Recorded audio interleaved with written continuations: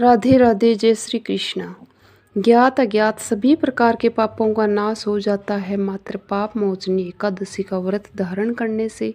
और ये एकादशी आती है चैत्र मास के कृष्ण पक्ष में।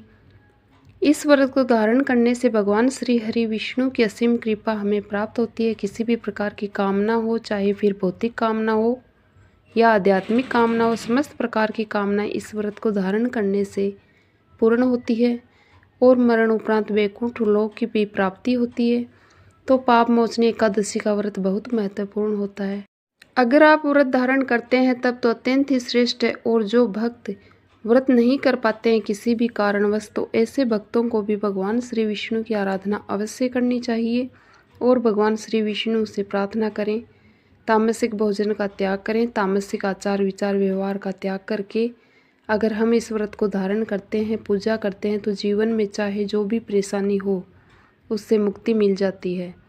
भगवान श्री हरि विष्णु की असीम कृपा से पाप मोचनी एकादशी व्रत की तिथि को लेकर बहुत सारे संशय है कि व्रत हम 14 मार्च को धारण करें या फिर 15 मार्च को। तो आज की वीडियो में आपके इसी प्रश्न का उत्तर है। एकादशी तिथि कब प्रारंभ हो रही है, कब समाप्त हो रही है, व्रत हमें कब धारण करना है और पारण का यानी कि व्रत खोलने का शुभ मुहूर्त क्या है, किस प्रकार से पूजा आराधना करें, किन मंत्रों का जप करें, कौन सा उपाय करें जिससे इस व्रत का संपूर्ण फल हमें प्राप्त हो। और जिस भी कामना से व्रत धारण करते हैं या फिर बिना व्रत किए भी आप पूजा कर रहे हैं तो आपकी वह कामना पूर्ण हो, इसके लिए आज विशेष क्या करें, ये संपूर्ण जानकारी आपको आज की वीडियो में बताऊंगी। दसवीं से द्वादशी तक आपको किन नियमों का पालन करना है, ये सभी बातें भी आपको आज की वीडियो में बताऊंगी।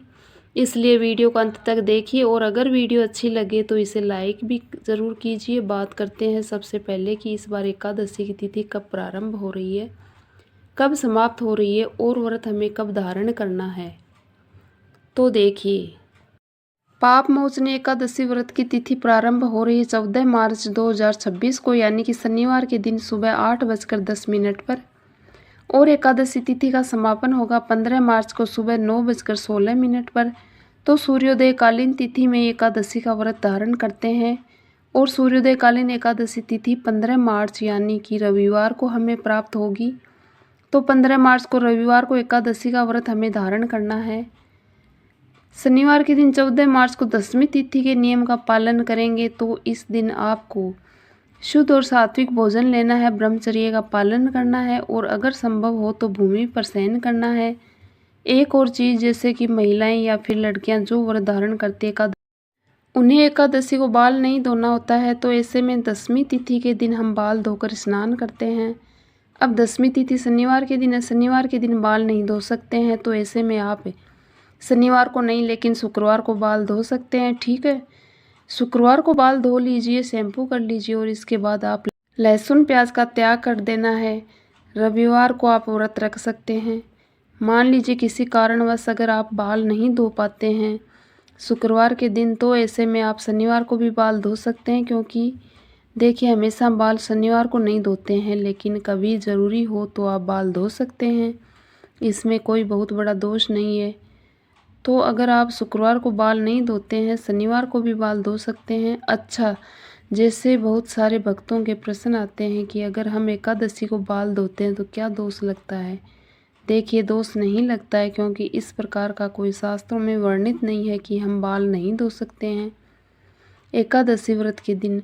लेकिन दसवीं तिथि के नियम के पालन में ज़रूरी है कि हमें शुद्धता का ध्यान रखना चाहिए। तो इसी प्रकार से शुद्धता का ध्यान रखते हुए महिलाएं दसवीं तिथि पर बाल धो लेती है, शैम्पू कर लेती है और एकादशी व्रत के दिन हम सिर से स्नान करते हैं। मतलब एकादशी व्रत में जो हम सुबह ब्रह्म मुहूर्त में स्नान करते हैं तो सिर से स्नान करते हैं, तो आप स्नान कर सकते हैं सिर से।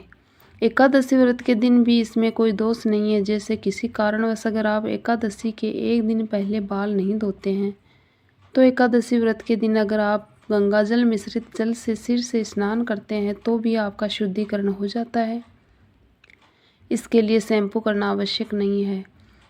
तो एकादशी व्रत में बाल धोने से संबंधित बहुत सारे प्रश्न आते हैं, इसलिए आज की वीडियो में आपके इस प्रश्न का उत्तर आपको मिल गया। और अब जानते हैं एकादशी व्रत के दिन के शुभ मुहूर्त के बारे में। तो 15 मार्च को एकादशी व्रत के दिन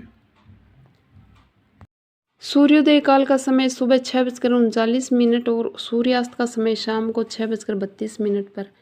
बात करें ब्रह्म मुहूर्त की तो सुबह 5:02 से सुबह 5:50 तक ये समय ब्रह्म मुहूर्त का है। इस समय में आप स्नान कर सकते हैं और भगवान श्री हरि विष्णु की विधि विधान से पूजा कर सकते हैं। बात करें अभिजीत मुहूर्त की, दोपहर 12:12 से दोपहर 1 बजे तक ये समय अभिजीत मुहूर्त का है। अभिजीत मुहूर्त में आप कोई भी शुभ कार्य प्रारंभ करते हैं तो उसका फल आपको बहुत अधिक प्राप्त होता है। शाम की पूजा के लिए गोधूली मुहूर्त का समय है, शाम को 6:27 से शाम को 6:51 तक और शाम को 5 बजे से 6:32 तक राहु काल का समय है। राहु काल में किसी भी प्रकार का शुभ कार्य प्रारंभ नहीं करते, लेकिन अगर आप पहले से कर रहे हैं तो बिल्कुल कर सकते हैं। एकादशी व्रत के दिन प्रातःकाल जल्दी उठ जाइए, उठकर नित्य क्रमों से निवृत्त हो जाइए, स्नान कर लीजिए, फिर शुद्ध वस्त्र धारण करके भगवान सूर्यदेव को जल दीजिए और फिर घर के मंदिर में शुद्ध घी का दीपक जलाकर व्रत का संकल्प लीजिए। संकल्प लेने के लिए अपने दाहिने हाथ में जल लेना है, थोड़ा सा पुष्प लीजिए और थोड़े से सफ़ेद तिल लीजिए। भगवान श्री हरि विष्णु को साक्षी मानकर आपको व्रत का संकल्प लेना है। अपना नाम बोलिए, गोत्र बोलिए और जिस स्थान पर आप रहते हैं उस स्थान का एड्रेस बोलिए। इसके बाद जगत के पालनहार भगवान श्री विष्णु का ध्यान करते प्रार्थना कीजिए कि भगवान श्री हरि विष्णु की कृपा की प्राप्ति के लिए, उनकी प्रसन्नता के लिए आज आप चैत्र मास की कृष्ण पक्ष की पाप मोचनी एकादशी का व्रत धारण कर रहे हैं। आपके व्रत में पूजा पाठ में किसी भी प्रकार की भूल चूक हो जाए तो भगवान श्री हरि विष्णु उसे क्षमा करें और कृपा करें कि आपका व्रत निर्विघ्न रूप से पूर्ण हो। और इसके अलावा अगर आपकी कोई भी कामना हो तो अपनी कामना का संकल्प ले सकते हैं। संकल्प लेने के बाद आपके हाथ में जो सामग्री है, जल, पुष्प और तिल, ये भगवान श्री विष्णु के चरणों में अर्पित कर दीजिए। और अब आप विधि विधान से भगवान श्री विष्णु की पूजा कीजिए, जैसे कि उनका अभिषेक कीजिए पंचामृत से, कच्चे दूध से या फिर जल से, जो भी आपके पास उपलब्ध हो। पीले वस्त्र भगवान श्री हरि विष्णु को अर्पित करके पीले चंदन से उनका श्रृंगार कीजिए। पुष्प अर्पित कीजिए, पीले या फिर लाल, जो भी आपके पास उपलब्ध हो। भगवान श्री विष्णु को पीले पुष्प बहुत प्रिय है और भगवान श्री विष्णु को पीले पुष्पों की माला अर्पित करने से जीवन में शुभता आती है। किसी भी प्रकार के मांगलिक कार्य अगर आपके रुके हुए हैं तो आपको पीले पुष्पों की माला भगवान श्री हरि विष्णु को अवश्य अर्पित करनी चाहिए। एकादशी व्रत हम करते हैं तो तुलसी के पत्तों की माला भगवान श्री विष्णु को अवश्य अर्पित। पत्ते ना हो आपके पास कि आप माला बना पाएँ तो ऐसे में 5 पत्तों पर मतलब 5 तुलसी के पत्ते लीजिए।